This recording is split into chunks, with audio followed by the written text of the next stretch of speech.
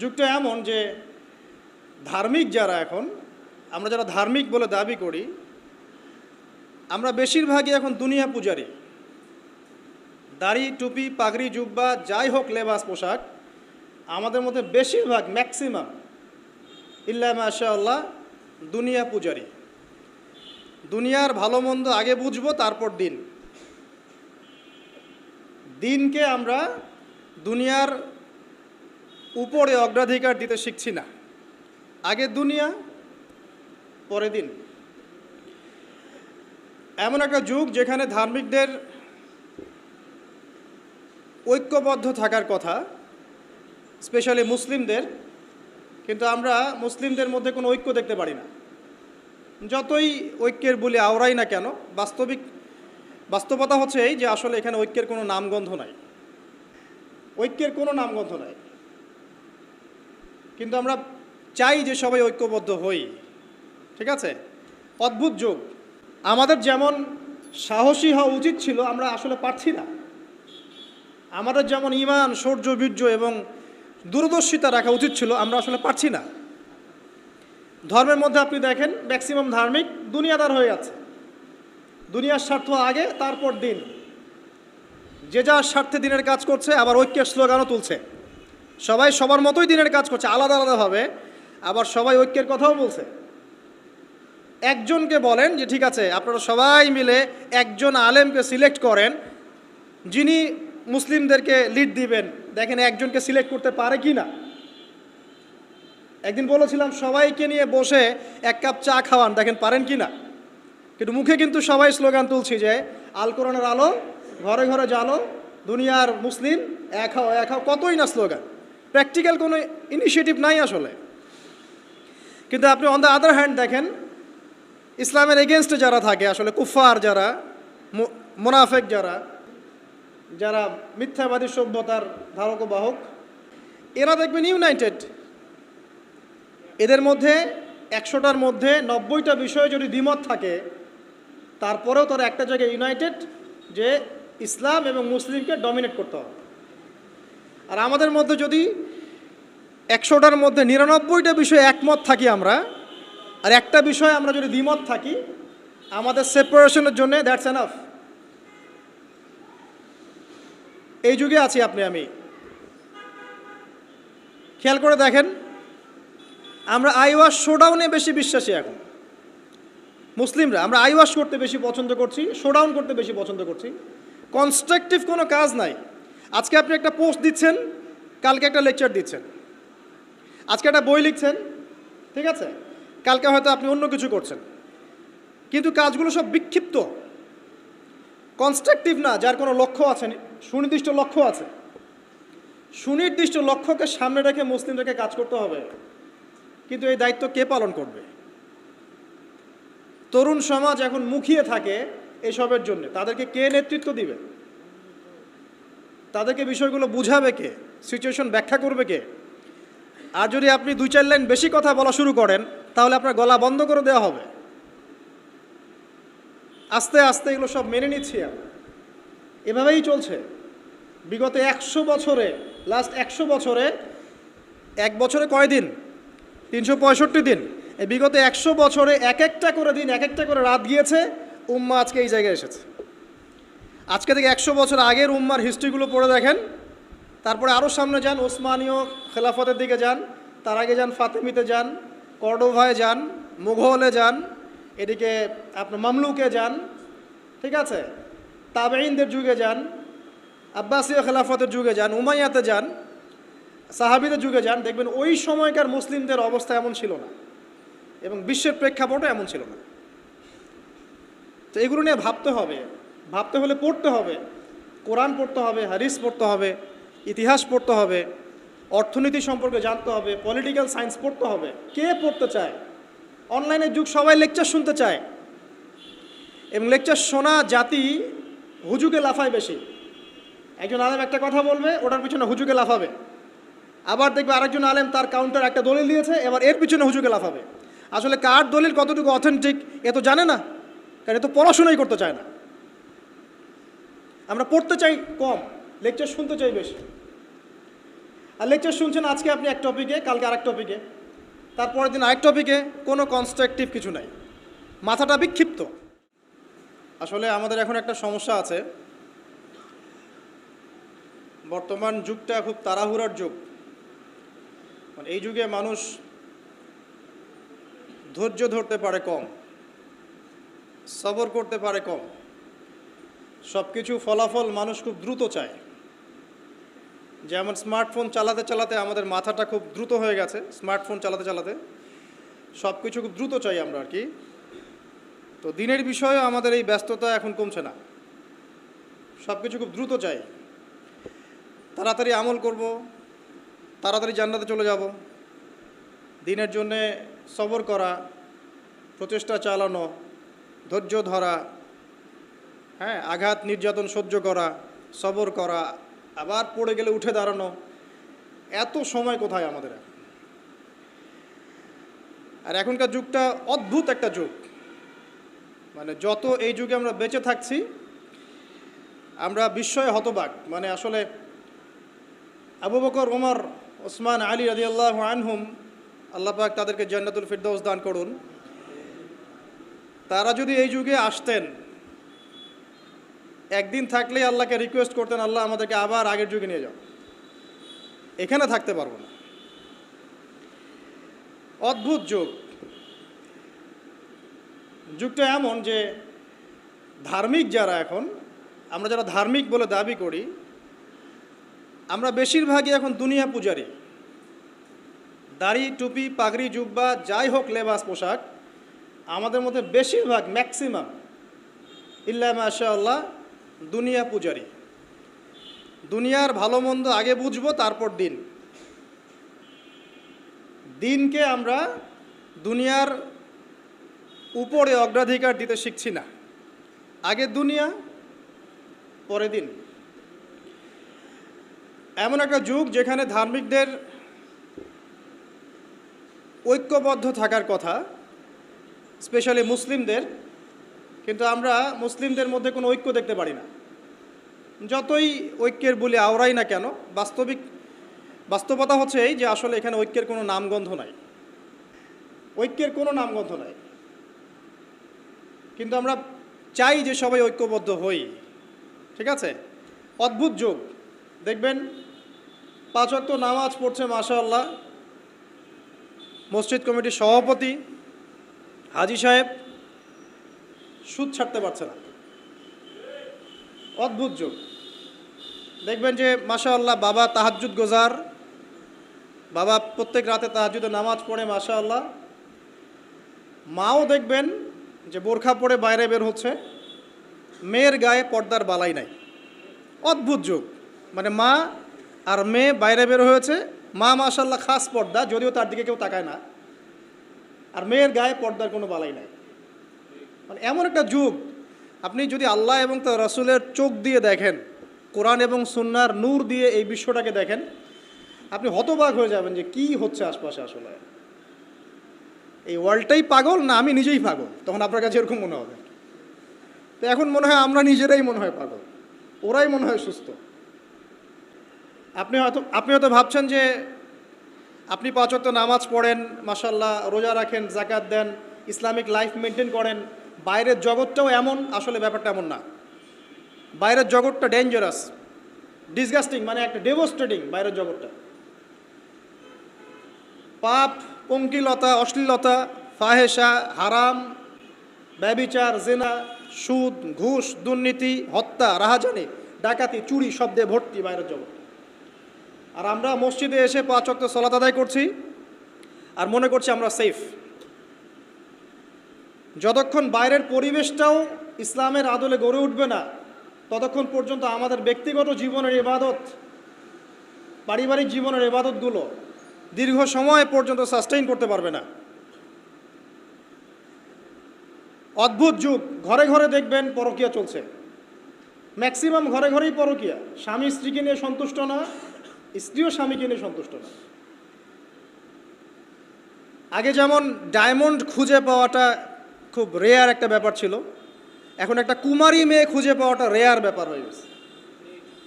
বিয়ে তো করেন নাই, করতে যান সামনে, আর যারা করেছেন তারা তো আমার কথা বুঝবেন যে কারেন্ট জালেও যে জাটকা ধরা পড়তো, এখন আপনি ওই কী বলবো পবিত্রতার জাল দিয়ে সার্চ করেন, দেখেন কয়টা কুমারী মেয়ে খুঁজে পান। স্কুল কলেজের মেয়েরাও এখন কুমারী নাই, স্কুল কলেজের মেয়েরাও এখন কুমারী নাই, অনেকেই নাই, ইল্লা মাশাআল্লাহ। পরিবারের লোকজন জানেও এগুলা, এটাই স্বাভাবিক। এখন গত লেকচারে কিছু কথা বলছিলাম যে মিডিয়ার মধ্য দিয়ে এমন একটা ট্রেন্ড চালু করা হয়েছে যে আস্তে আস্তে পাপগুলোকে স্বাভাবিক করে ফেলা হয়েছে। সুদ খায় মানুষ, কোনো ফিলিংস নাই, মনে করে স্বাভাবিক, সবাই খায় আমিও খাই, এ যুগে না খেলে চলে নাকি। ঘুষ নেয় মানুষ, বলে স্বাভাবিক, ঘুষ ছাড়া কি চাকরি হয়, নর্মাল ট্রেন্ড। দুর্নীতি মানুষ করে, স্বাভাবিক, নর্মাল, ও তো করে, আমি করি তো কী হচ্ছে, আমার বড়জনও তো করে, সেই বড়জন বলছে আমি করি তো কী হচ্ছে, তার বড়জনও তো করে। এই করতে করতে টপ টু বটম সব দুর্নীতিবাজ, স্বাভাবিক, নর্মাল, আমরা মেনে নিয়েছি, এভাবেই চলছে। যুবকরা স্মোক করে, মাদক সেবন করে, নর্মাল, সব যুবকই তো করে। কলেজ ইউনিভার্সিটিতে আমি করলে কি সমস্যা? জিনা, সবাই তো যাচ্ছে পতিতালয়, তা আমি গেলে কি সমস্যা? সবাই অ্যাফেয়ার করছে হারাম, তা আমার একটা গার্লফ্রেন্ড থাকলে কি সমস্যা? এভরিবডি হারামগুলোকে আমরা মেনে নিয়েছি এবং মিডিয়ার মধ্য দিয়ে ট্রেন্ডটা চালু করা হয়েছে যেগুলো নর্মাল। অথচ নবী সাল্লাল্লাহু আলাইহি ওয়াসাল্লাম, এই যে ফয়জুল কালাম বইয়ের মধ্যে হাদিসটা আছে যে যখন তোমার পাপ তোমাকে বাধা দিবে না, মানে তোমার ভিতর থেকে একটা বাধা আসবে না যেটা পাপ, বুঝবা যে ঈমান নাই তোমার মধ্যে। যখন ভিতর থেকে পাপ করলে একটা বাধা আসে, বুঝবা তুমি ঈমানদার। মানে পাপ করলে যদি বাধা আসে ভিতর থেকে যে আমি একটা খারাপ কাজ করেছি, আল্লাহর কাছে আমাকে তওবা করতে হবে, ইস্তেগফার করতে হবে, তখন বুঝবেন যে আপনার ভিতর ঈমান আছে। এই জন্য আল্লাহ পাক আপনার মনের মধ্যে এই চিন্তা নিয়ে আসছেন, আলহামদুলিল্লাহ। যখন পাপ করতে করতে দেখবেন আপনার মনে কোনো ফিলিংসই নাই, তখন বুঝবেন যে আসলে আপনার ভিতর ঈমান আর কিছু বাকি নাই, যেটা আছে খালি ফস্কার মতো, একটা নুক্তার মতো। নবীজি বলেছেন সাল্লাল্লাহু আলাইহি ওয়াসাল্লাম, মানুষের অন্তর থেকে আমানত উঠে যাবে, একটা ফস্কার মতো পড়ে থাকবে, নুক্তার মতো পড়ে থাকবে। জনগণ বলবে যে অমুক লোক খুব বড় আমানতদার, অথচ ওর কলমের মধ্যে আমানতের জাররা পরিমাণ বাকি থাকবে না। তো কোরআন এবং সুন্নাহর চোখ দিয়ে আপনি একটু চারপাশটাকে দেখেন, একটু অনেস্ট হই, নিজের সাথে একটু অনেস্ট হই। আমার মধ্যেও যদি ভুল থাকে আমিও নিজেরটাকে একটু দেখি। আমাদের যেভাবে আমল করা উচিত ছিল, আমরা যারা দিনের দায়ী বলি বা আলেম বলি, রিপ্রেজেন্টেটিভ বলি, আমরা সেরকম আমল করতে পারছি না।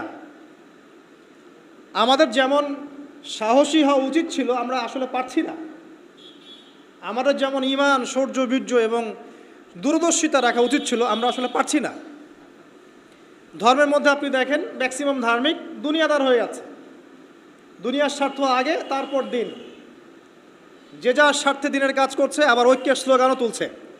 সবাই সবার মতোই দিনের কাজ করছে, আলাদা আলাদাভাবে, আবার সবাই ঐক্যের কথাও বলছে। একজনকে বলেন যে ঠিক আছে আপনারা সবাই মিলে একজন আলেমকে সিলেক্ট করেন যিনি মুসলিমদেরকে লিড দিবেন, দেখেন একজনকে সিলেক্ট করতে পারে কি না। একদিন বলেছিলাম সবাইকে নিয়ে বসে এক কাপ চা খাওয়ান, দেখেন পারেন কি না। কিন্তু মুখে কিন্তু সবাই স্লোগান তুলছি যে আল কোরআনের আলো, ঘরে ঘরে জালো, দুনিয়ার মুসলিম এক হও এক হও, কতই না স্লোগান, প্র্যাকটিক্যাল কোনো ইনিশিয়েটিভ নাই আসলে। কিন্তু আপনি অন দ্য আদার হ্যান্ড দেখেন ইসলামের এগেনস্টে যারা থাকে, আসলে কুফার যারা, মুনাফেক যারা, যারা মিথ্যাবাদী সভ্যতার ধারক বাহক, এরা দেখবেন ইউনাইটেড। এদের মধ্যে 100টার মধ্যে 90টা বিষয়ে যদি দ্বিমত থাকে, তারপরেও তারা একটা জায়গায় ইউনাইটেড যে ইসলাম এবং মুসলিমকে ডমিনেট করতে হবে। আর আমাদের মধ্যে যদি 100টার মধ্যে 99টা বিষয়ে একমত থাকি আমরা, আর একটা বিষয়ে আমরা যদি দ্বিমত থাকি, আমাদের সেপারেশনের জন্য দ্যাটস এনাফ। এই যুগে আছি আপনি আমি। খেয়াল করে দেখেন, আমরা আইওয়াশ শোডাউনে বেশি বিশ্বাসী এখন মুসলিমরা। আমরা আইওয়াশ করতে বেশি পছন্দ করছি, শোডাউন করতে বেশি পছন্দ করছি। কনস্ট্রাকটিভ কোনো কাজ নাই। আজকে আপনি একটা পোস্ট দিচ্ছেন, কালকে একটা লেকচার দিচ্ছেন, আজকে একটা বই লিখছেন, ঠিক আছে, কালকে হয়তো আপনি অন্য কিছু করছেন, কিন্তু কাজগুলো সব বিক্ষিপ্ত, কনস্ট্রাকটিভ না, যার কোনো লক্ষ্য আছে, সুনির্দিষ্ট লক্ষ্য আছে। সুনির্দিষ্ট লক্ষ্যকে সামনে রেখে মুসলিমদেরকে কাজ করতে হবে, কিন্তু এই দায়িত্ব কে পালন করবে? তরুণ সমাজ এখন মুখিয়ে থাকে এসবের জন্য, তাদেরকে কে নেতৃত্ব দিবে? তাদেরকে বিষয়গুলো বুঝাবে কে? সিচুয়েশন ব্যাখ্যা করবে কে? আর যদি আপনি 2-4 লাইন বেশি কথা বলা শুরু করেন, তাহলে আপনার গলা বন্ধ করে দেওয়া হবে। আস্তে আস্তে এগুলো সব মেনে নিচ্ছি আমরা, এভাবেই চলছে বিগত 100 বছরে। লাস্ট 100 বছরে, এক বছরে কয় দিন? 365 দিন। এই বিগত 100 বছরে এক একটা করে দিন, এক একটা করে রাত গিয়েছে, উম্মাহ আজকে এই জায়গায় এসেছে। আজকে থেকে 100 বছর আগের উম্মার হিস্ট্রিগুলো পড়ে দেখেন, তারপরে আরও সামনে যান, ওসমানীয় খেলাফতের দিকে যান, তার আগে যান ফাতেমিতে যান, কর্ডোভায় যান, মুঘলে যান, এদিকে আপনার মামলুকে যান, ঠিক আছে, তাবেঈনদের যুগে যান, আব্বাসীয় খেলাফতের যুগে যান, উমাইয়াতে যান, সাহাবীদের যুগে যান, দেখবেন ওই সময়কার মুসলিমদের অবস্থা এমন ছিল না, এবং বিশ্বের প্রেক্ষাপটও এমন ছিল না। তো এগুলো নিয়ে ভাবতে হবে।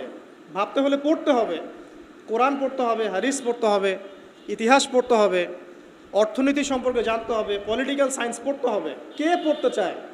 অনলাইনের যুগ, সবাই লেকচার শুনতে চায়, এবং লেকচার শোনা জাতি হুজুগে লাফায় বেশি। একজন আলেম একটা কথা বলবে, ওটার পিছনে হুজুগে লাফাবে। আবার দেখবে আরেকজন আলেম তার কাউন্টার একটা দলিল দিয়েছে, এবার এর পিছনে হুজুগে লাফাবে। আসলে কার দলিল কতটুকু অথেন্টিক এ তো জানে না, কারণ এ তো পড়াশোনাই করতে চায় না। আমরা পড়তে চাই কম, লেকচার শুনতে চাই বেশি। আর লেকচার শুনছেন আজকে আপনি এক টপিকে, কালকে আরেক টপিকে, তারপরের দিন আরেক টপিকে, কোনো কনস্ট্রাকটিভ কিছু নাই, মাথাটা বিক্ষিপ্ত। কেমন জানেন? ধরেন যে আমাদের প্রত্যেকের বাসায় একটা করে ডায়েরি আছে। একটা এক্সাম্পল দেই, একটা করে ডায়েরি মনে করেন সবার বাসায় আছে। আর যুগটা এমন যে এই ডায়েরিতে আপনি যাই লিখবেন সবাই দেখতে পারবে, যাদেরকে আপনি অ্যাক্সেস দিবেন সবাই এই লেখাটা দেখতে পারবে। এখন আপনি মনে করেন বাসায় শুয়ে আছেন এসি রুমের নিচে, তা আপনি দেখছেন যে বিশ্বের কোনো জায়গায় মুসলিমকে নির্যাতন করা হচ্ছে, কোনো জায়গায় একটা মেয়েকে রেপ করা হলো, কোনো জায়গায় কি বলবো, শিশুদেরকে বোম মেরে হত্যা করা হচ্ছে, কোনো জায়গায় জুলুম হচ্ছে ইত্যাদি। আপনি এগুলো শুয়ে শুয়ে দেখছেন, আপনার ডায়েরিতে আপনি এগুলো দেখছেন। এবার আপনি বিছানায় শুয়ে শুয়ে এগুলো নিয়ে চিন্তা করতে করতে করতে করতে আপনি ফেড আপ, যে আসলে কিছু তো করতে হবে, এগুলো তো মেনে নেওয়া যায় না, কিছু একটা তো করতে হবে, কি করব? তখন লেপটা সুন্দর করে গা থেকে সরিয়ে, যোদ্ধার মতো একদম গা থেকে একদম কম্বলটা সরিয়ে উঠে ডায়েরিটা হাতে নিলেন, নিয়ে লিখলেন যে উম্মার আজকে এই অবস্থা, এই করতে হবে, সেই করতে হবে, এটা করতে হবে, ওটা করতে হবে। ডায়েরি বন্ধ করে রেখে দিলেন, আবার গিয়ে ঘুমিয়ে পড়লেন। This is Facebook. এটাই ফেসবুক। কনস্ট্রাকটিভ কোনো কাজ নাই। আপনি আপনার মতো লিখলেন, শুয়ে পড়লেন, আরেকজনের মতো লিখলো, সে শুয়ে পড়লো, আরেকজন লিখলো, সে শুয়ে পড়লো। এরা ইউনাইটেড না, আর এদেরকে লিড দেওয়ার মতো কেউ নাই। আবার যারা ঐক্যের কথা বলছে, এরা ইন্টারনালি ডিভাইডেড। এভাবে কি একটা জাতি সফল হবে কি না, এটা আমার প্রশ্ন।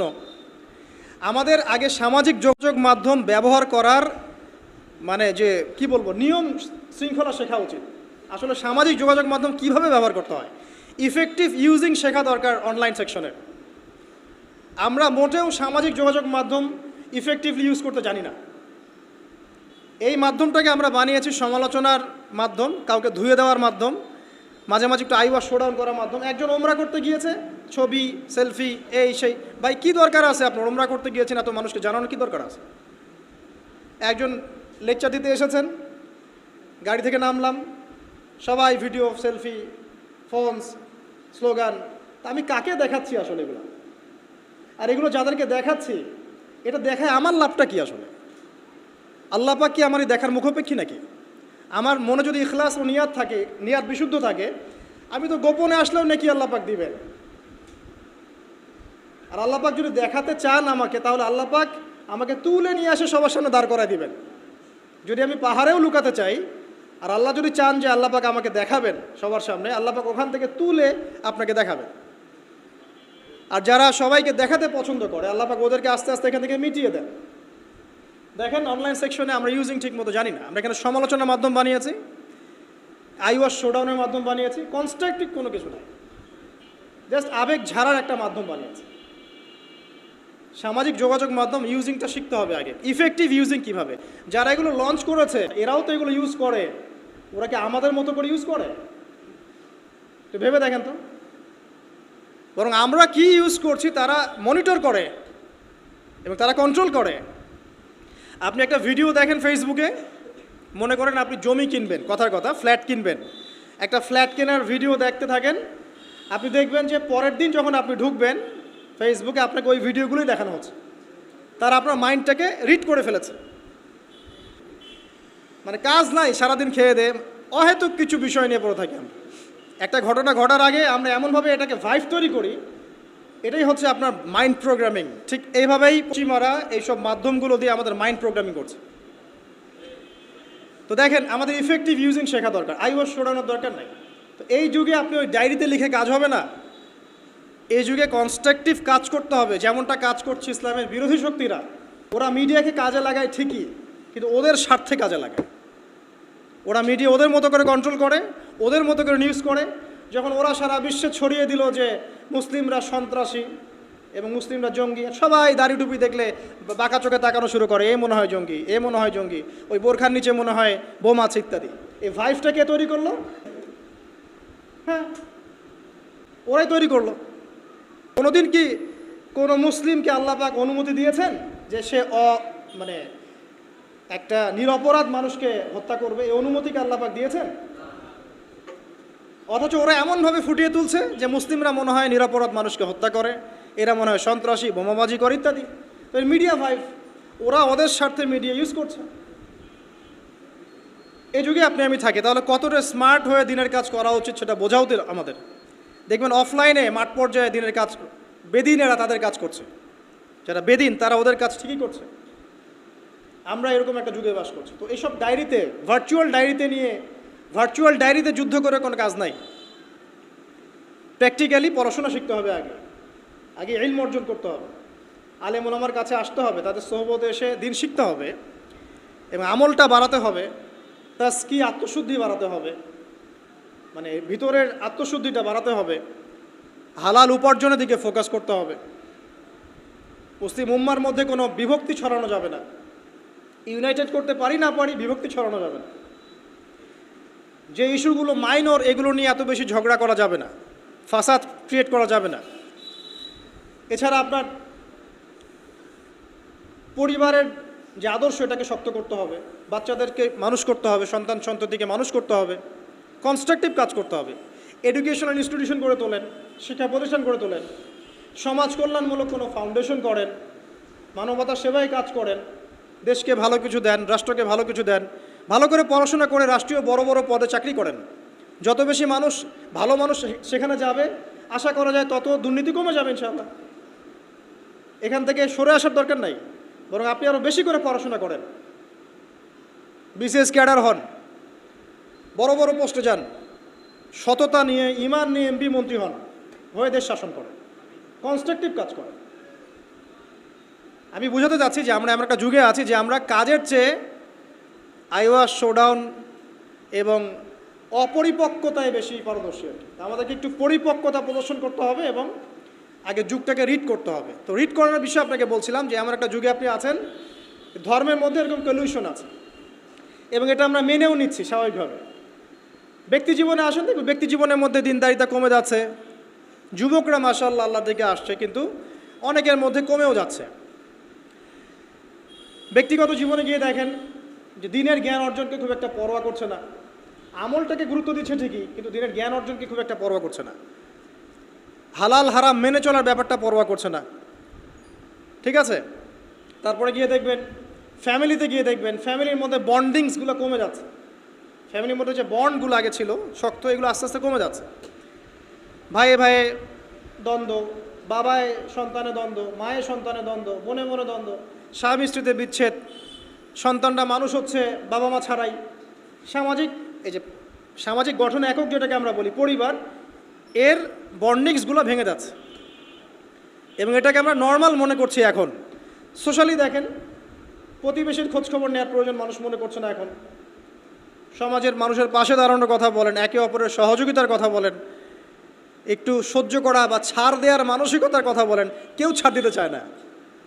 ছাড় দেওয়ার কোনো মানসিকতা নেই। কে কাকে ডিঙ্গিয়ে সামনে যাবে, কে কার ক্ষতি করে উপরে উঠবে, এগুলো আমাদের ট্রেন্ড হয়ে গেছে।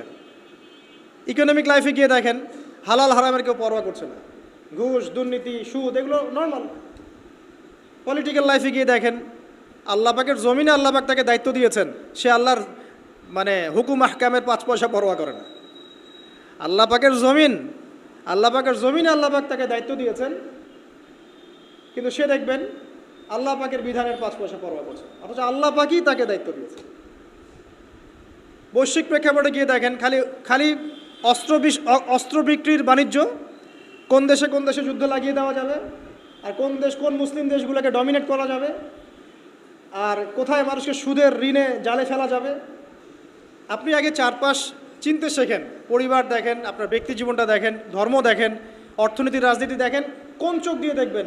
কোরআন এবং হাদিসের চোখ দিয়ে দেখেন। তারপরে দেখবেন আসলে কোনো কিছুই ঠিক চলছে না, নাহলে আপনার কাছে মনে হবে সব ঠিক চলছে। কোরআন সুন্নাহর চোখ দিয়ে দেখেন, আসলে কোনো কিছুই পারফেক্ট চলছে না। এখন ক্ষুদ্র পরিসরে আপনার আমার করণীয় বাকি আছে। কি করতে পারে?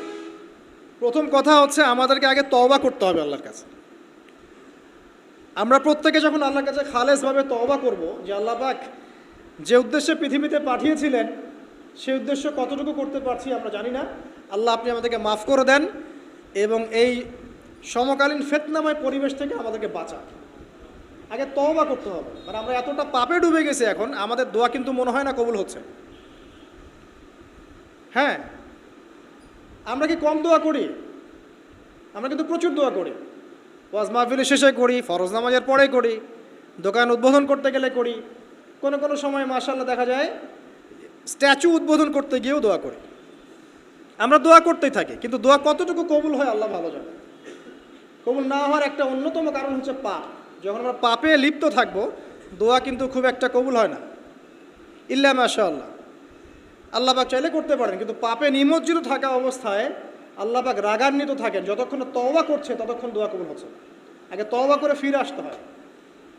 তারপর কি করতে পারি? আগে আমাদের ওই যে বললাম একটা কনস্ট্রাকটিভ লক্ষ্য থাকতে হবে যে আমরা কি চাচ্ছি। আসলে আমরা কি চাচ্ছি? ভাই, দুনিয়াতে এসেছি, যে কয়দিন হায়াত আছে আল্লাহ পাকের হুকুম আহকাম পালন করব, মৃত্যুবরণ করব, জান্নাতে যেতে চাই। এই চাওয়াটা হচ্ছে এভারেজ মুসলিমদের চাওয়া। এভারেজ মুসলিম মানে নর্মাল যারা মুসলিম তারা সবাই এভাবেই চায়। এর বাইরে গিয়েও কিছু চাওয়া শিখতে হবে যে আমি একাই শুধু জান্নাতে গিয়ে বাঁচতে চাই না, বরং আমার পরিবার সমাজটাকে নিয়ে বাঁচতে চাই। অর্ডিনারি মুসলিমদের কাজ। যারা এভারেজ মুসলিম তারা শুধু নিজেকে নিয়েই ব্যস্ত থাকে, আর যারা এক্সট্রা অর্ডিনারি মুসলিম তারা সবাইকে নিয়ে চিন্তা করে। এবং যাদের হাত দিয়ে সমাজ বিপ্লব ঘটেছে বা উম্মাহ ভালো কিছু পেয়েছে, তারা কখনো নিজের স্বার্থ নিয়ে পড়ে থাকে না। তো আমাদেরকে এভারেজ মুসলিম হলে চলবে না, একটু এক্সট্রা অর্ডিনারি কিছু চিন্তা করতে হবে। লক্ষ্যটা স্থির করতে হবে আগে। 1 নাম্বার তওবা, 2 নাম্বার লক্ষ্য স্থির করা, 3 নাম্বার নিজের জীবনের মূল্য বোঝা। আল্লাহ পাক যে আমাদেরকে 60, 70, 100 বছর হায়াত দিয়েছেন, এর মূল্যটা তো বুঝতে হবে। আমরা যারা সবাই, এভরিবডি, আমরা কেউ বাদ না, আমরা যারা অনলাইন সেকশনে দিনের বেশিরভাগ সময় নষ্ট করছি, আমরা কি আদৌ হায়াতের মূল্য বুঝতে পারছি? আমরা যারা চায়ের দোকানে বসে আড্ডা পিটাচ্ছি, বন্ধুদের সাথে গল্প করছি, হয়তো গেমস অ্যান্ড স্পোর্টস এবং ইউটিউবিং, ফেসবুকিং বলেন, টিকটকে আমরা সময় নষ্ট করছি, আমরা কি আদৌ আমাদের হায়াতের মূল্য বুঝতে শিখেছি কিনা? অনেকে দেখবেন বার্ধক্যে উপনীত হয়েছে, তারপরেও সে এভাবেই লাইফ লিড করছে। দিব্যি একটা আড্ডার মজলিসে বসলো, 3, 4, 5 ঘন্টা সে কাটিয়ে দিল। সে বুঝতেই পারছে না কী জন্য আল্লাহ পাক তাকে দুনিয়াতে পাঠিয়েছেন।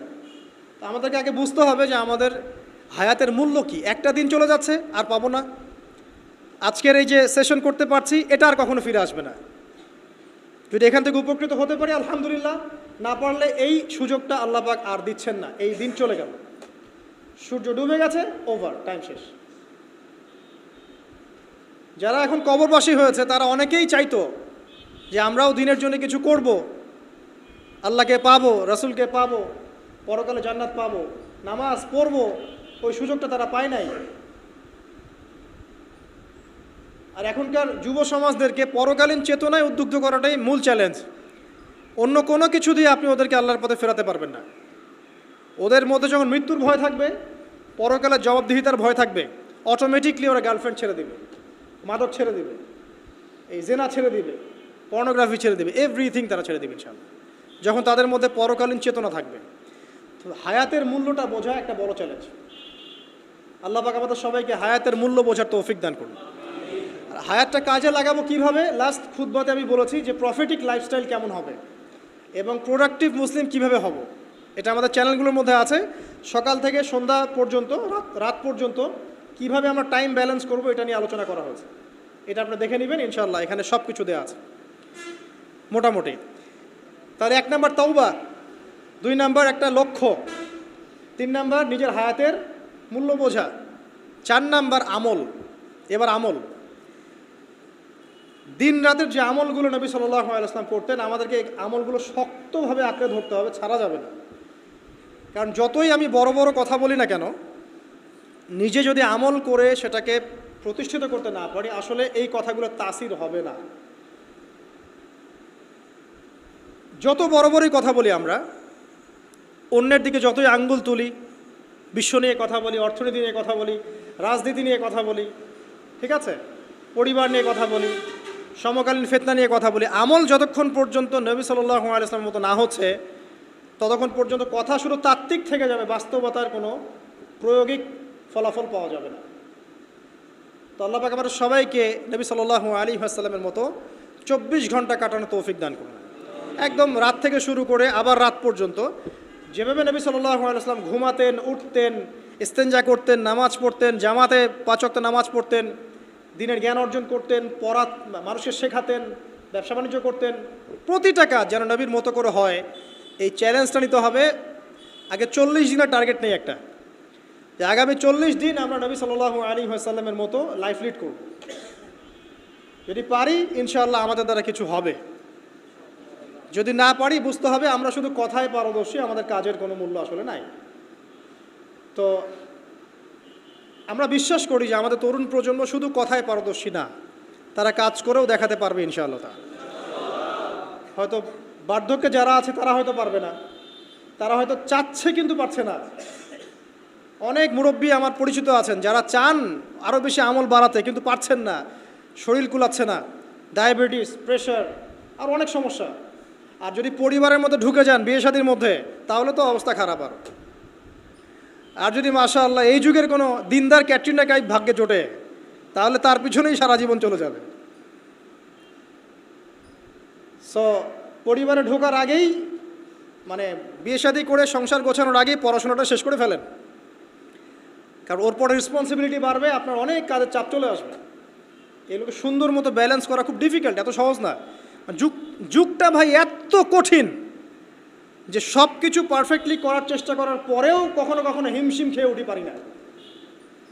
আর আমরা যারা দিনের কাজও করি, অনেক সময় দেখা যায় আলেম বা মুফতি বা মুহাদ্দিস বা দায়ী, দেখবেন তাদেরকে বাজার করতে হয়, পরিবার মেনটেন করতে হয়, সন্তানের লেখাপড়া দেখতে হয়, তাদেরকে অডিয়েন্স ডিল করতে হয়, মিডিয়া ডিল করতে হয়, মানুষের সমালোচনার অ্যান্সার করতে হয়, কাজের শেষ নেই, মাথা খাটাতে খাটাতে আপনি টায়ার্ড। অথচ উচিত ছিল এই মানুষটাকে রিল্যাক্সে রেখে দেওয়া, যে আপনার কাজ শুধুমাত্র দিনের জ্ঞান অর্জন করা, বড় বড় ডিগ্রি সার্টিফিকেট অর্জন করা, গবেষণা করা, আলেম ওলামার সহবতে যাওয়া, কিছু লিখা, কিছু বলা, যাতে ন্যাশন উপকৃত হয়। এরকম সুকুনের পরিবার কয়টা আছে আলেমদেরকে জিজ্ঞাসা করে। আমার ধারণা যে বেশিরভাগ আলেমেরই এরকম পরিবার নাই। এই কারণে অনেক বড় বড় স্কলার মাঝপথে ঝরে পড়ে, অনেক বড় বড় আলেম মাঝপথে ঝরে পড়ে। আর আমাদের এই ফিতনা সৃষ্টিকারী পরিবারের সদস্যরা এগুলো বুঝতে চায় না। তারা বুঝতে চায় না ওদের দায়িত্বটা কি। তাদের দায়িত্ব হচ্ছে ওই ব্যক্তিকে সাপোর্ট করা পিছন থেকে, যে আল্লাহর দ্বীনের পথের একজন দায়ী, একজন মুবাল্লিগ, একজন আলেম, একজন ফকিহ। সেক্ষেত্রে আল্লাহ পাক হয়তো আমাদেরকে পরীক্ষা করছেন অথবা গুনাহ মাফ করছেন, কিন্তু এটা হওয়া উচিত ছিল না। যারা দিনের পথে কাজ করবে তাদের পরিবারটা হবে সেই রকম যেন পরিবার থেকে কোনো প্রেশার তার মধ্যে না আসে, মানসিকভাবে সে যেন স্ট্রেস না পায়। রিল্যাক্সে সে দিনের কাজ করতে পারে, দেখবেন তার দ্বারা লক্ষ লক্ষ কোটি কোটি মানুষ উপকৃত হবে। হ্যাঁ, এই জন্য অনেক, হ্যাঁ এটা ঠিক বলেছো ভাই, এই জন্য অনেক বড় বড় মুহাদ্দিস ছিলেন যারা কিন্তু আসলে কোনোদিন বিয়ে করেন নাই। তবে এটা আমি নিরুৎসাহিত করছি না। যদি আল্লাহ পাক একজন দিনদার স্ত্রী আপনাকে দান করেন, আর স্ত্রী শুধু একমাত্র পরিবারের অংশ না, আপনার এখানে মা আছে, আপনার বোন আছে, আপনার সন্তান আছে, ভাই বোন সবাই মিলেই পরিবার। একজন ভালো দেখবেন, বাকিরা হয়তো আপনাকে এভাবে সাপোর্ট করছে না। তো দিনদার স্ত্রী যদি সাথে থাকে, ইনশাল্লাহ আপনি বিশ্বজয় করতে পারবেন ইনশাল্লাহ। এটা আল্লাহ পাক নেয়ামত হিসেবে দেখ সবাইকে, সব যুব সমাজকে আমরা দোয়া করি। কিন্তু ডিসিশন নেওয়ার ক্ষেত্রে খুব সাবধান, সতর্ক থাকতে হবে। কারণ সব বোরখা পরা মেয়ের পিছনে কি দিন যেতে থাকে? থাকে না। তো শেষ করছি ভাই, আমি আর বেশি লম্বা করব না, কারণ দিনের ক্ষেত্রে ধৈর্যের ব্যাপারটা অনেক কম। যদি কোনো কনসার্ট হতো দেখতেন, হ্যাঁ 10 ঘন্টা ওয়েট করতে কোনো সমস্যা নেই। হ্যাঁ, যাত্রা, পালা গান, কনসার্ট, মুভিজ, এগুলোর জন্য টিকিটের লাইনের পর লাইন দাঁড়িয়ে থাকবে, ঘন্টার পর ঘন্টা আছে। একটা ওয়ার্ল্ড কাপের টিকিটের জন্য 2-3 দিন স্টেডিয়ামের বাইরে দাঁড়া থাকতে পারে মানুষ। কিন্তু খুতবায়, নামাজে যদি 5 মিনিট 10 মিনিট টাইম বেশি যায়, ও আর থাকতে পারছে না, অস্থির। মানে ওকে চারপাশ থেকে শয়তান ঘিরে ধরেছে আর কি, এবং চতুর্দিক থেকে শয়তান ওকে ওয়াসওয়াসা দিচ্ছে, চল ব্যবসা আছে, চল বাসায় বউ ডাকতেছে, চল বাচ্চা অসুস্থ, অমুক তমুক, থাকতে পারবো না, বাদ দেন। কয়টা বলছি? তওবা, লক্ষ্য স্থির করা, আপনার হায়াতকে কাজে লাগানো। এরপরে বলছি আমলের কথা। আমল যদি পারফেক্ট না হয়, তাহলে আসলে আমাদের দোয়াগুলো ঝুলে থাকবে। আমল বেশি বেশি করলে ইনশাআল্লাহ তাআলা আল্লাহ পাকের নৈকট্য অর্জন করা যাবে, আল্লাহ পাকের মারিফত অর্জন করা যাবে ইনশাআল্লাহ। তখন সেই ব্যক্তির দ্বারা দিনের অনেক বড় বড় খেদমত হওয়া সম্ভব ইনশাআল্লাহ তাআলা। আল্লাহ পাক তৌফিক দান করুন। আর আমলের জন্য একটাই মানে নাসিহা আমার, সেটা হলো রাসূল সাল্লাল্লাহু আলাইহি ওয়াসাল্লামের 24 ঘন্টার যে দিন রাত, এই স্টাইলে আমাদেরকে রুটিন করতে হবে। ঘুম, খাওয়া, লেখাপড়া করা, দাওয়াতি কাজ, সব কিছু একদম ওই রুটিন ওয়াইজ। ইনশাআল্লাহ তাআলা দেখবেন আপনার জীবনে বরকত হচ্ছে ইনশাআল্লাহ তাআলা। আমি এমনও সালাফের কথা পড়েছি, আমি নাম এই মুহূর্তে ভুলে গেছি, তিনি যখন দার্স দিয়ে বাসায় ঢুকতেন, এত ব্যস্ত থাকতেন দিনী কাজে, দার্স দিয়ে বাসায় ঢুকতেন, যেই সময়টা তিনি ইস্তেঞ্জা করছেন বাথরুমে, ওই সময়টা তার সন্তান তাকে পড়াশোনাতো বাইরে থেকে। উনি ইস্তেঞ্জা করতে করতে শুনছেন যে তার সন্তান ঠিক পড়ছে কিনা। এইভাবে তারা টাইম ব্যালেন্স করতেন। তো এই যুগে কি এটা সম্ভব হচ্ছে আমাদের পক্ষে? বিভিন্ন ফিতনা চারপাশে, অতএব শক্ত হতে হবে, দিনের ব্যাপারে শক্ত হতে হবে। আল্লাহ পাক তৌফিক দান করুন। 5 নাম্বার হচ্ছে হালাল উপার্জন। যখন আপনি উপার্জনের দিকে যাবেন, ছোট একটা জব করেন, গভর্নমেন্ট জব হোক, নন গভর্নমেন্ট জব হোক, ব্যবসা হোক, কৃষিকাজ হোক, আপনি হালালে থাকার চেষ্টা করুন। হারাম রিজিকের অনেক প্রলোভন সামনে থাকবে, হারামে যাবেন না ইনশাআল্লাহ তাআলা। দেখবেন আল্লাহ রাব্বুল আলামিন আপনার অল্প রিজিকে বরকত দিবেন ইনশাআল্লাহ। দুনিয়াতে সন্তুষ্ট থাকা শিখতে হয়। অসন্তুষ্ট থাকলে আপনি কখনোই সন্তুষ্ট হতে পারবেন না। আজকে একতলা বাড়ি আছে, কালকে 2 তলা চাবেন। আজকে একটা গাড়ি আছে, কালকে আরেকটা চাবেন। এই চাহিদার কোনো শেষ হবে না। কিন্তু হালাল রিজিকে সন্তুষ্ট থাকলে ইনশাআল্লাহ আল্লাহ পাক এখানেই বরকত দিবে ইনশাআল্লাহ। আল্লাহ পাক আমাদের সবাইকে হালাল রিজিকের ব্যবস্থা করে দিন, এবং আল্লাহ যা দিয়েছেন তাতে সন্তুষ্ট থাকার তৌফিক দান করুন। যুবকরা ব্যবসায় বেশি ফোকাস করতে পারেন, বড় বড় গভর্নমেন্ট জবগুলোতেও ফোকাস করতে পারেন, যেখানে গেলে আপনি সমাজের জন্য কিছু করতে পারবেন। আপনারা প্রশাসনের দিকে ফোকাস করতে পারেন, সেখানে যাওয়ার চেষ্টা করেন, ইমান নিয়ে সেখানে চলার চেষ্টা করেন। বাংলাদেশের যে ফোর্সগুলো আছে এখানে যাওয়ার চেষ্টা করেন, দেশের জন্য কিছু করেন। মুসলিমরা যদি এখান থেকে সরে আসে আস্তে আস্তে, তাহলে এখানে সমস্ত জায়গাগুলো খারাপ মানুষ দিয়ে ভর্তি হয়ে যাবে, তখন সিচুয়েশন আরও খারাপ হয়ে যাবে। যারা এগুলোতে যেতে পারছেন না, কৃষি কাজ করেন, কোনো নিজস্ব কোনো প্রজেক্ট লঞ্চ করেন, ক্রিয়েটিভ হন, উদ্যোক্তা হন, দেখবেন ইনশাআল্লাহ তাআলা আপনার ওই নতুনত্বের মধ্যে আল্লাহ পাক বারাকা দিবেন ইনশাআল্লাহ। আমি এমনও ভাইকে চিনি যারা লন্ডন আমেরিকা থেকে পড়াশোনা করে এসে বাংলাদেশে এসে এই যে বিভিন্ন অর্থনৈতিক যে প্রজেক্টগুলো আছে এগুলো লঞ্চ করেছে। আপনার ডেইরি প্রজেক্ট করেছে, পোলট্রি করেছে, হ্যাঁ, তারপরে কাপড়ের ফেব্রিক্সের ব্যবসা করেছে, ঠিক আছে, কম্বলের প্রজেক্ট করেছে, মানে অনেক ক্রিয়েটিভ অনেক কাজ করেছে, যেগুলো কিন্তু তারা না করলেও পারতেন, বড় চাকরি তারা করতে পারতেন। ক্রিয়েটিভ কাজ করেছেন, উদ্যোক্তা হয়েছেন, আল্লাহ পাক তাদেরকে এত সচ্ছলতা দিয়েছেন মাশাআল্লাহ, তাদের কাছে মানুষ এখন ধার চাচ্ছে টাকা পয়সা। আমি এমনও মানুষকে চিনি যিনি হারাম চাকরি ছেড়ে দিয়ে শশার ব্যবসা করা শুরু করেছিলেন। হারাম চাকরিটা কিন্তু বড় চাকরি ছিল, এই চাকরি ছেড়ে দিয়ে তিনি শশার ব্যবসা করা শুরু করেছেন। এখন তিনি মানুষকে টাকা ধার দেন। আমাদের এখানে এমন একজন ভাই আছেন যিনি সুদের চাকরির সাথে সম্পৃক্ত ছিলেন। কোনো একভাবে আল্লাহ পাক তার কানে এই মেসেজ পৌঁছে দেন এটা হারাম। তিনি 70 থেকে 80 হাজার টাকা বেতন পেতেন প্রতি মাসে। এখন তিনি কৃষিভিত্তিক প্রজেক্ট নিয়ে কাজ করছেন, আল্লাহ পাক তাকে সচ্ছল রেখেছেন। তো হালাল রিজিকে ফোকাস করেন, ইনশাআল্লাহ আপনার ইবাদত আল্লাহ পাকের কাছে সরাসরি কবুল হবে ইনশাআল্লাহ তাআলা। আর হারামে গেলে ইবাদত কবুল হবে না, এটাই ফুল স্টপ। হারাম রিজিক থাকলে ইবাদত কবুল হবে না, এটা ফুল স্টপ, এখানে কোনো সুযোগই নাই ডানে বামে তাউইল করার। 6, পার্ট টাইম দিনের দাওয়াতি কাজ সবাইকে করতে হবে। ইলম অর্জন করেছি, তওবা করেছি, এখন আমল করছি, হালাল রিজিক আছে, এখন পার্ট টাইম দিনের দাওয়াতি কাজ সবাইকে করতে হবে। শুধু একজন আলেম করবেন, ফকিহ করবেন, মুহাদ্দিস মুবাল্লিগ করবেন তা নয়, সবাইকে মিনিমাম পার্ট টাইম দায়ী হতে হবে। প্রথমে আপনার পরিচিত মহলের মধ্যে, তারপরে পরিবারে, তারপরে আপনার বন্ধু মহলে। আল্লাহ পাক বলার সামর্থ্য দিলে বলবেন, সুন্দর করে লেকচার দিতে পারলে দিবেন, লিখতে পারলে লিখবেন। তবে এগুলো ওলামায়ে কেরামের সাথে পরামর্শ ভিত্তিক করলে ভুল হওয়ার সম্ভাবনা কমে আসবে ইনশাআল্লাহ।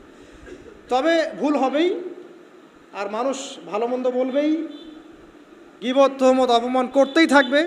যদি আপনি দেওবন্দ থেকে পড়ে আসেন এবং এমন একটা ফতোয়া দেন যেটা এক শ্রেণীর মানুষের কাছে মনে হচ্ছে বেদাত, আসলে ওটা বেদাত নয়, তখন সে বলবে, ওই শ্রেণীর মানুষ বলবে লোকটা দেওবন্দ থেকে পড়ে এসে বিভ্রান্ত হয়ে গেছে। যদি আপনি মদিনা থেকে পড়ে আসেন, পড়ে আসার পরে এমন একটা কথা বলেন যেটা আরেক শ্রেণীর মানুষের কাছে মনে হচ্ছে এটা ভুল, ওই শ্রেণীর মানুষ বলবে লোকটা মদিনা থেকে পড়ে এসে বিভ্রান্ত হয়ে গেছে। সমালোচনা আপনি অ্যাভয়েড করতে পারবেন না, ডিগ্রি সার্টিফিকেট দিয়েও না। সো দাওয়াতি কাজ করবেন আপনার সাধ্যমতো পরামর্শ ভিত্তিক, তবে কারো সমালোচনায়, গীবতে, আঘাতে ভেঙে পড়বেন না। আপনি যদি আল্লাহ সন্তুষ্টির জন্য কাজ করে থাকেন, আল্লাহ পাক আপনাকে বড় করে দেবে ইনশাআল্লাহ আযজা ওয়া জাল। পার্ট টাইম দাওয়াতি কাজ সবাইকে করতে হবে।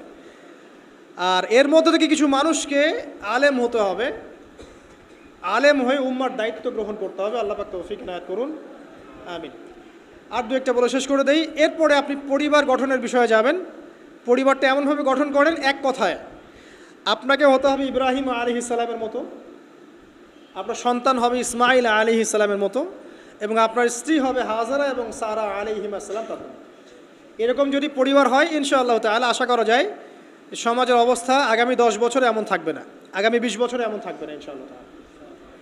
আর সবশেষ যে কথাটা বলবো সেটা হলো যে আমাদের সবাইকে এভারেজ চিন্তা করলে হবে না, আল্লাহ পাকের জমিনে দ্বীন ইসলাম প্রতিষ্ঠার চিন্তা থাকতে হবে। আর প্রতিষ্ঠা মানে নিরপরাধ মানুষকে বোম মেরে হত্যা করা নয়, মানে ইসলামের দাওয়াত, তাবলীগ, প্রচার প্রসার, এই বিষয়গুলোকে ছড়িয়ে দেওয়া। এটার জন্য ইউনিটি দরকার। ইউনাইটেড প্ল্যাটফর্ম করতে পারলে খুব ভালো হয়, না পারলেও এখানে বিভক্তি বাড়াবেন না। আপনি আপনার জায়গা থেকে যতটুকু পারেন করেন, এরপর আল্লাহর কাছে ছেড়ে দেন।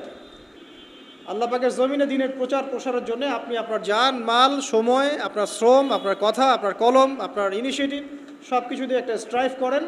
ওই কাজটাই আপনার প্রজেক্ট, যেটা আপনি কাল কিয়ামতের মাঠে আল্লাহর সামনে দাঁড়িয়ে বলবেন, আল্লাহ আমি আমার দুনিয়ার হায়াতে তোমার দ্বীনের জন্য এতটুকু কাজ করে আসতে পেরেছি, আল্লাহ এই ওসিলায় আমাকে মাফ করে দাও। আল্লাহ রাব্বুল আলামিন আমাদের সবাইকে এই কাজগুলোর উপর আমল করার তৌফিক দান করুন, আমিন। শেষ করার আগে আমরা দোয়া করি, আল্লাহ রাব্বুল আলামিন আমাদের সবাইকে সমকালীন প্রেক্ষাপটটা বোঝার তৌফিক দান করুন, আমিন। আল্লাহ রাব্বুল আলামিন আমাদের সবাইকে চলমান ফিতনাগুলো সম্পর্কে সচেতন থাকার তৌফিক দান করুন। আল্লাহ সুবহানাহু ওয়া তাআলা আমাদের সবাইকে দ্বীনের ইলম অর্জন করার তৌফিক দান করুন, আমাদেরকে খাস তওবা করার তৌফিক দান করুন, বেশি বেশি আমল ও সালেহ করার তৌফিক দান করুন, হালাল রিজিকের ব্যবস্থা করে দিন। আল্লাহ পাক আমাদের সবাইকে আদর্শ ইসলামিক পরিবার গড়ে দিন। আমরা দোয়া করি আমাদের সন্তান সন্ততিদেরকে আল্লাহ পাক মুসলিমের মতো মুসলিম রূপে মানুষ করার তৌফিক দান করুন, এবং উম্মার বিজয়ের জন্য আমাদেরকে আমাদের জান, মাল, সময়, শ্রম ব্যয় করে আল্লাহর পথে কাজ করার তৌফিক আল্লাহ পাক আমাদের সবাইকে দান করুন, আমিন। আপোষে, গীবত, তহমত, কাদা ছোড়াছড়ি, ইখতিলাফগুলোকে আল্লাহ পাক দূর করে দিন। মুসলিম উম্মাকে এক ভেবে সবাইকে নিজের ভাই মনে করে দিনের পথ চলার তৌফিক আল্লাহ পাক সবাইকে দান করুন, আমিন। আজকের মতো এখানে শেষ করছি। সুবহানাকা আল্লাহুম্মা ওয়া বিহামদিক, আশহাদু আল্লা ইলাহা ইল্লা আনতা আস্তাগফিরুকা ওয়া আতুবু ইলাইক। আসসালামু আলাইকুম ওয়া রাহমাতুল্লাহি ওয়া বারাকাতুহু।